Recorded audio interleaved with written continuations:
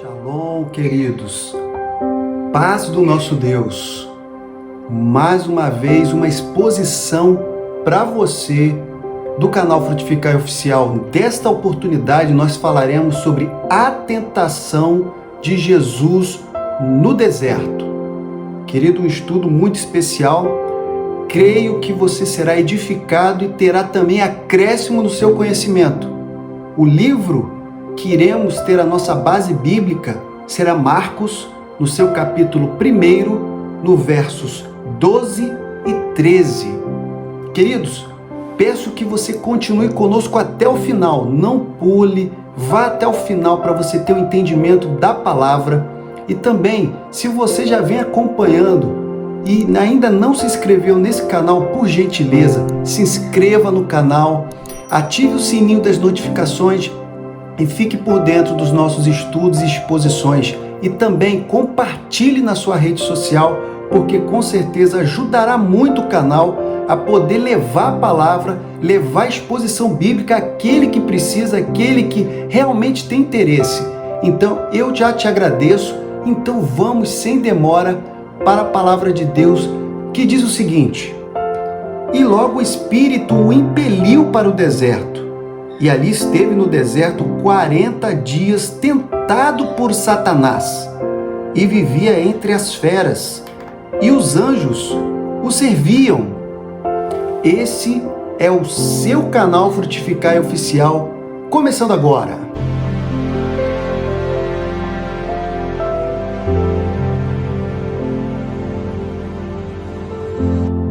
Queridos, graça e paz.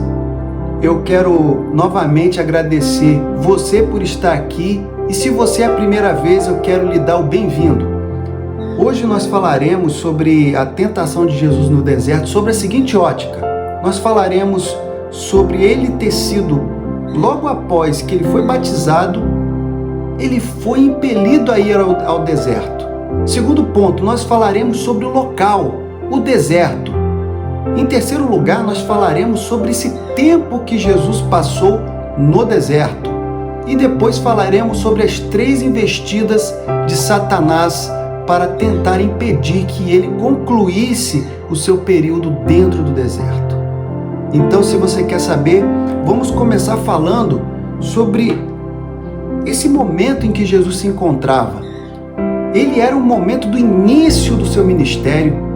Ele estava começando e ele tinha ainda etapas a concluir, e uma delas seria ele ser batizado. Você pode ver que no livro de Marcos ele vai narrando o momento em que Jesus vai ser batizado por João Batista, e a Bíblia diz a palavra logo após.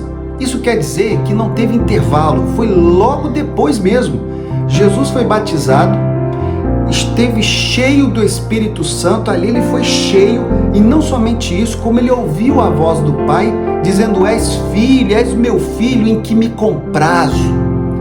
Essa voz maravilhosa do Senhor, e ele estando cheio do Espírito Santo, a Bíblia diz, nos livros sinóticos, Mateus e Lucas, eles falam sobre guiar, conduzir ou levar, mas no livro de Marcos, ele fala sobre uma palavra muito especial. Ele fala que o Espírito o impeliu.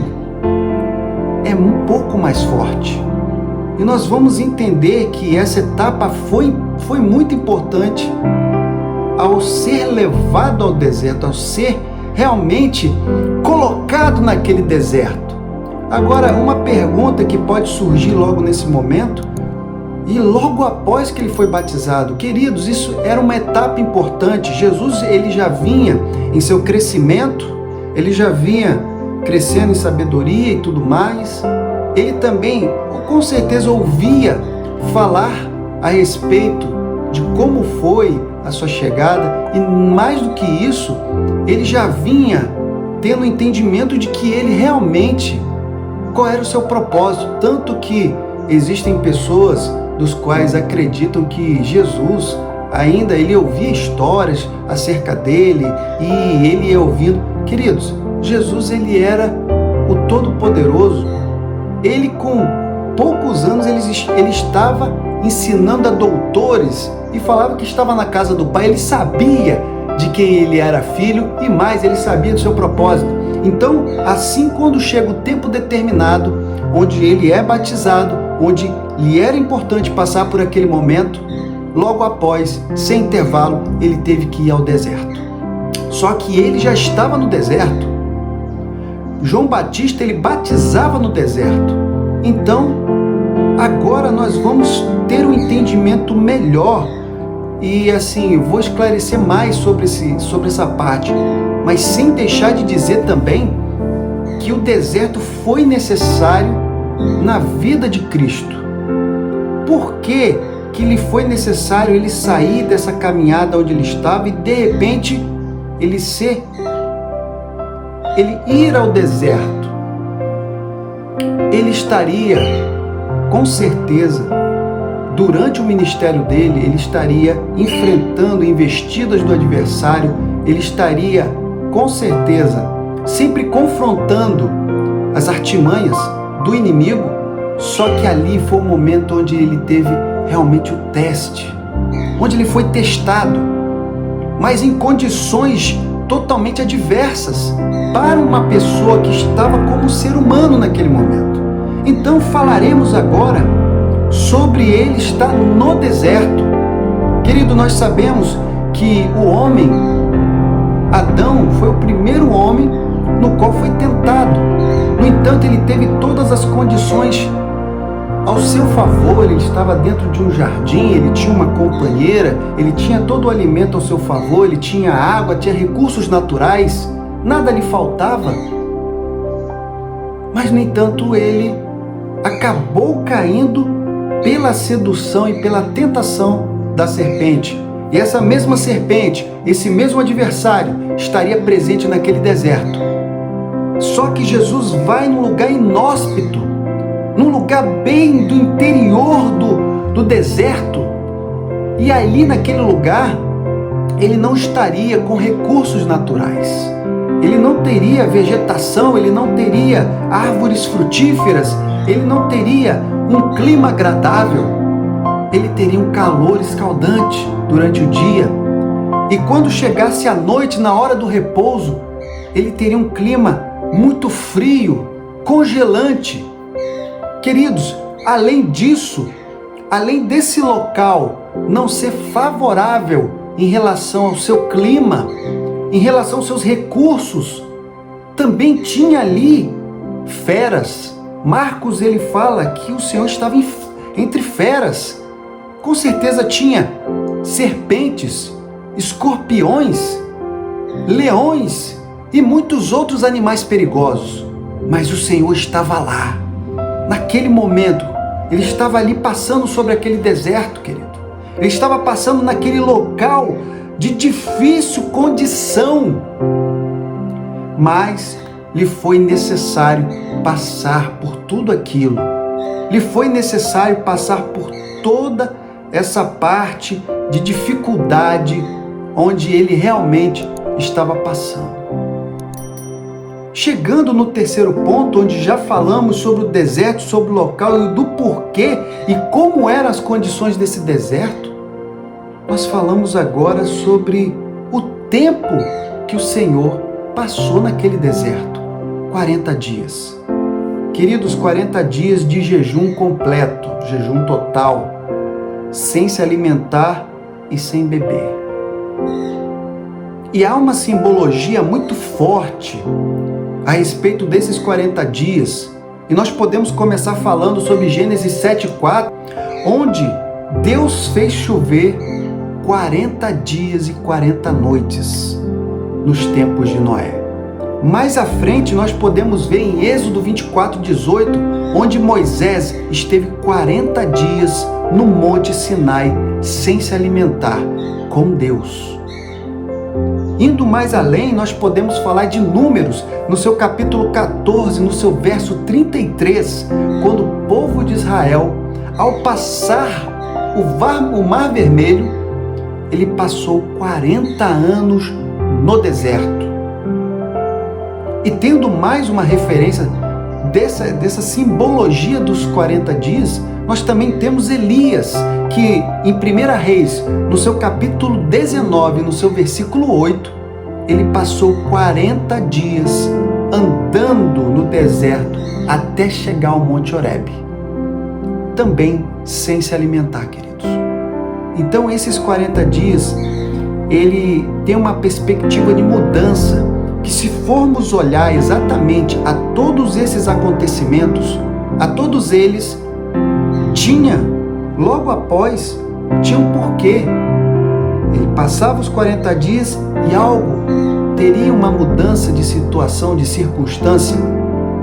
Assim aconteceria no ministério do nosso Mestre, que após aquele momento de tentação, de muita dificuldade, ali ele estaria pronto, ele estaria preparado para de fato iniciar o seu ministério, de enfrentar as artimanhas, as investidas do próprio inimigo, do próprio adversário, onde ele expulsaria demônios, onde ele estaria libertando cativos, onde ele estaria enfrentando a ira dos homens e muitas outras coisas. Então, querido, há essa simbologia a respeito desses 40 dias, mas, como eu disse, nos livros sinóticos eles falam mais especificamente, Marcos não trata sobre as tentações que o mestre realmente teve, mas de uma coisa certa, não foi perto do 40º dia que o mestre foi tentado, mas todo o dia em que ele estava ali consagrando, em sintonia com o Pai, ele era tentado. A todo dia o adversário tentava algo novo, tentava algo diferente, mas não lograva êxito. Nós vemos agora que Mateus e Lucas, eles falam sobre 3 investidas do adversário, e nessas 3, nos parece que são as finais, são aquelas últimas cartadas que ele tentou desviar o mestre do seu objetivo. E nós podemos entender que a primeira foi uma tentativa muito óbvia, porque ele, vendo que o mestre já estava há muito tempo sem se alimentar, e a própria Bíblia diz que quando chegou um determinado momento ele teve fome, o nosso adversário chega para ele e aí ele fala o seguinte: se tu és filho de Deus, manda que estas pedras se tornem pães. Queridos, imagine, você que com certeza já deve ter consagrado, já deve ter jejuado por um longo período de tempo, e não precisa nem mencionar sobre o alimento, mas você sentir o cheiro, já meio que te tira um pouquinho, você fica meio, você pensa assim, meu Deus, que maravilha seria se eu estivesse comendo, mas olha só, a investida tão óbvia. Só que o erro de Satanás foi exatamente usar, se tu és filho de Deus. Como ele pôde usar esse termo? Era como se ele também dissesse para o mestre: olha, você chegou até aqui, seu propósito já está concluso. E se tu és filho de Deus, torne essas pedras em pães. Só que o mestre, ele daria uma resposta no qual demonstraria a sua determinação ao seu propósito, aquilo qual, o porquê ele estava ali. A sua obediência ao Pai seria inerrante. E ele ali naquele momento responde que não somente, de pão viverá o homem, mas também de toda palavra que vem do Senhor, que vem de Deus. Queridos, a segunda investida, nós já vemos um adversário que se molda às circunstâncias. Ele vê que pela fome ele não conseguiu atrair e nem seduzir o mestre, mas agora ele, vendo que o mestre já lhe responde com a palavra de Deus, ele começa a usar também a palavra de Deus. Imagine Satanás agora utilizando-se das Escrituras. Salmo 91, meu Deus do céu, ele o transporta Jesus até o pináculo do templo e diz o seguinte: lança-te daqui abaixo, e porque está escrito que aos seus anjos dará ordem ao teu respeito. Meu querido, isso está no Salmo 91. Só que, mais uma vez, mesmo com a distorção da palavra, mesmo que ele tenha usado a palavra de forma errada, Jesus lhe mostra mais uma vez de que seu propósito estava firme, e mais, Jesus daria o sentido correto. Não é questão, não é porque está escrito que aos seus anjos dará ordem, lançando-se assim, não é tentando a Deus, não tentarás o Senhor teu Deus. Ou seja, não é você fazendo a tua vontade, não é você fazendo algo que é fora do normal, que com certeza você sabe que há perigo, que há risco, e você vai crer, não, o Senhor vai me proteger. Querido, mais uma vez o adversário tentando distorcer, deturpar, só que agora com as Escrituras, usando as Escrituras. E nessa segunda investida, ele é destronado através da resposta firme do nosso mestre. Então, na terceira investida do adversário, ele transporta Jesus a um monte muito alto. E ele começa a mostrar todos os reinos do mundo e a glória deles. Então, ele diz uma frase: se tudo isso te darei, se prostrado me adorares. Queridos, ele realmente não tinha jeito, ele não teve algo que seduzisse, porque nem reinos, nem glórias da terra, nem toda a imensidão deste mundo poderia ser maior do que o propósito do mestre naquele momento. E mais uma vez, o mestre então dispensa Satanás para que ele vá embora. E ali a Bíblia diz que algo muito interessante que eu quero compartilhar com os irmãos é que nesse aprendizado que nós temos de Jesus no deserto, é que os anjos estavam sempre com ele. À medida que ele tinha perigos, ele tinha privações, ele tinha dificuldade, mas os anjos estavam com ele. Deus, o Pai, estava com ele. E eu quero trazer isso exatamente para os queridos. Você que está agora me assistindo, foi dali que Jesus começou o seu ministério. Foi dali que ele começou, de fato, a começar com milagres, com libertações, curas e muitos outros feitos, até o maior deles, que foi a entrega da sua vida para a remissão dos nossos pecados. Queridos, isso é para nos mostrar que exatamente o nosso aprendizado, nós que temos um chamado, nós temos algo para o Senhor, com certeza nós passaremos em condições que não são fáceis, nós passaremos por situações onde não serão favoráveis, mas nós temos que estar sempre em contato com o Pai, em consagração e em jejum. Queridos, o Senhor nunca nos garantiu facilidade, é por isso que este momento nos mostra algo maior. Com certeza você tem um chamado, você tem uma missão, você tem algo para realizar. Mas para que isso seja realmente uma realidade, necessário é que a partir do momento em que você encontrou o Mestre, se batizou, você comece uma caminhada de consagração, uma caminhada onde não será fácil, não será algo que você vai falar assim, está sendo fácil. Não, querido, vai ser algo difícil, precário, e as tentações virão. O adversário, com certeza, enviará circunstâncias, situações, pessoas. Mas se você estiver firme no propósito, firme na promessa, firme naquilo que você foi chamado, com certeza você vencerá. Com êxito, com glória, e chegará e fará grandes coisas em nome do Eterno. Essa é uma exposição do qual eu queria te incentivar. Não desista, querido, de se consagrar, não desista de se separar, de ir ao longe, de estar realmente no lugar onde muitas pessoas não estarão. Esse deserto era um lugar, como eu disse, inóspito, um lugar separado, um lugar muito interiorano, onde com certeza os recursos eram precários.